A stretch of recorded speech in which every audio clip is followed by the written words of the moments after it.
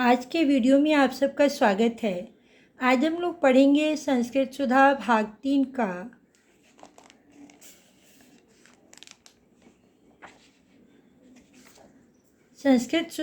3 का पुनरावृत्ति।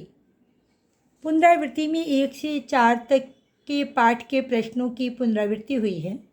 तो चलिए हम लोग देखते हैं प्रश्नों को। सबसे पहला प्रश्न है हमारा, पाठानुसार एक पदेन उत्तरम लिखत। पाठ के अनुसार एक पद में उत्तर देना है। का भाषा संगणकार्थम उपयुक्तमा अस्ति। कौन सी भाषा कंप्यूटर के लिए सबसे उपयुक्त है। तो भाषा की बात है तो सभी भाषाओं में सबसे अधिक उपयुक्त कौन सी भाषा है, तो संस्कृत भाषा कंप्यूटर के लिए सबसे ज़्यादा उपयुक्त है। दूसरा प्रश्न है हमारा, कह वृक्षेषु अपि जीवसत्ता अस्ति इति अवर्णयत्। किसने वृक्षों में भी जीवन है ऐसा वर्णन किया है, तो जगदीश चंद्र बसु।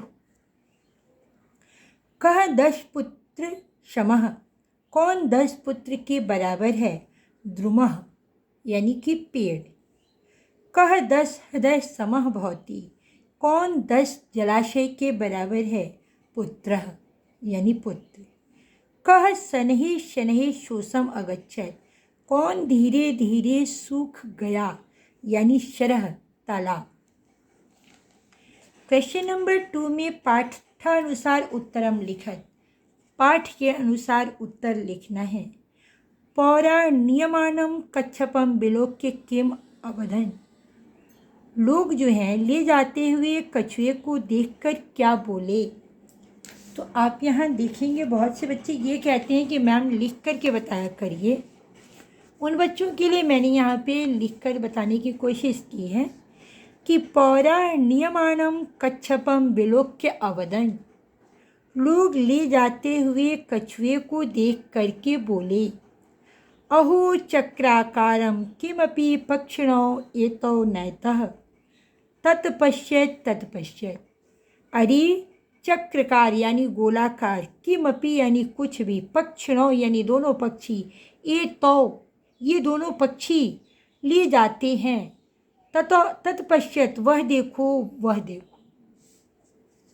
क्वेश्चन नंबर 2 में है, तो हंसों किम अकथताम। उन दोनों हंसों ने क्या कहा। तो यहाँ पे है कि तो हंसों अकथ्यताम, उन दोनों हंसों ने कहा, भो मित्र अरे मित्र, आवाम हम दोनों, त्वाम तुमको, अन्य सरह दूसरे तालाब में, नेष्यावह ले जाएंगे, परम भवताम परंतु आपको, आप, मौनम अस्थातव्यम चुप रहिएगा, नो चेत अगर आप ऐसा नहीं करिएगा, तो यष्टिपातः तब आप छड़ी से गिर जाएंगे, भविष्यति मतलब होगा, इति ऐसा। अगर आप नहीं चुप रहेंगे तो आप यष्ट यानी छड़ी से पातः गिर जाएंगे, भविष्यति होगा, ऐसा होगा। क्वेश्चन नंबर 3 में है कि कोलाहलम आकर्ण्य कम्बुग्रीवः किम अकथयत्। शोरगुल को सुनकर कम्बुग्रीव नाम के कछुए ने क्या कहा। यह है कि कोलाहलम आकर्ण्य कम्बुग्रीवः अकथयत्। शोरगुल को सुनकर कम्बुग्रीव नाम के कछुए ने कहा, भो किम एषा कोलाहलम। अरे क्या यह कोलाहल। अगला प्रश्न है हमारा, किम को अपि जनः जन्मतः एव दुर्जनः भवति। क्या कोई भी मनुष्य जन्म से ही दुर्जन होता है। तो नहीं, को अपि जनः जन्मतः एव दुर्जनः न भवति, अपितु संगत्या प्रभावेन भवति।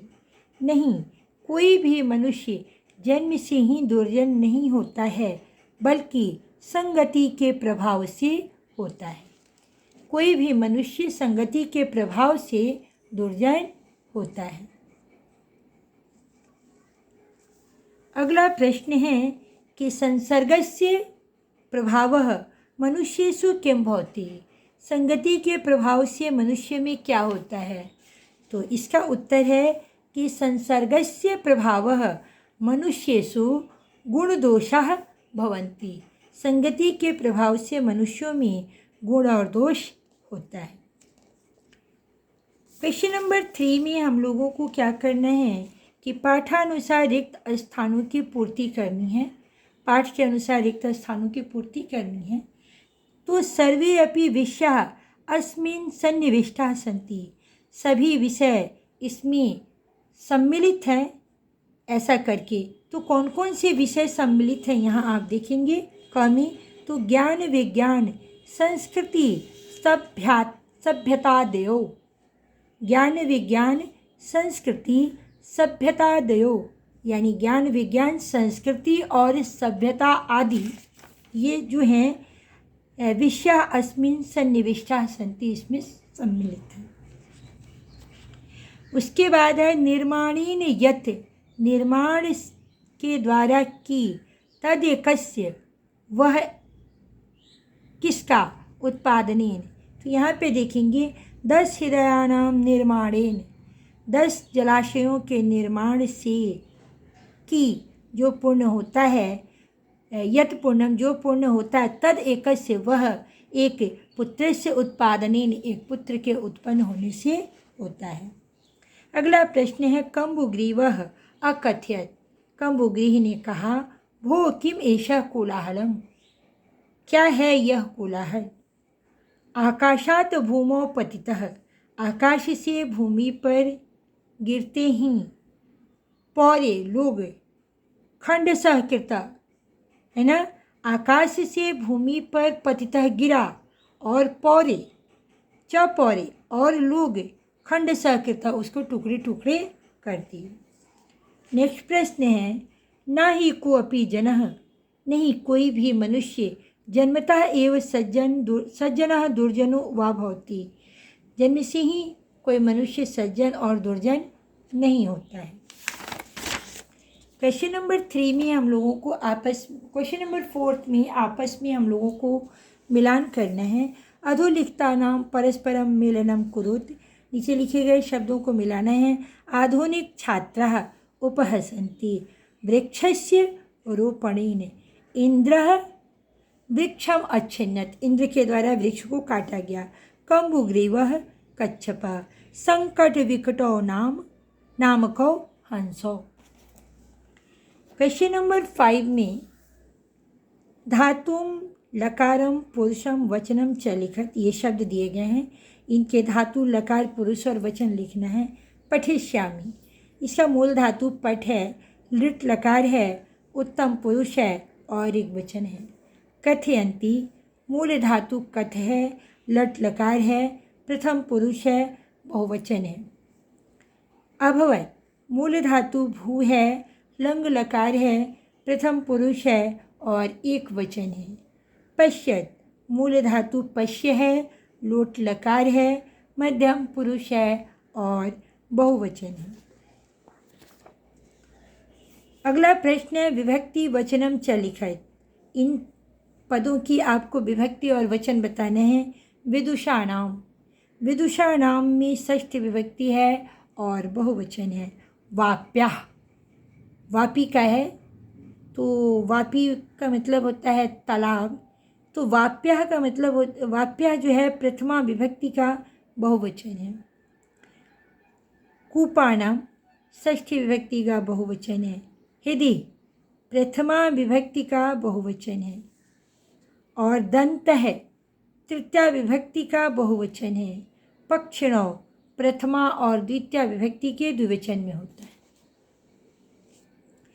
क्वेश्चन नंबर 7 में आपको दत्तेन पदेन रिक्त स्थानम पूर्यत, दिए गए पद की सहायता से रिक्त स्थानों की पूर्ति करनी है।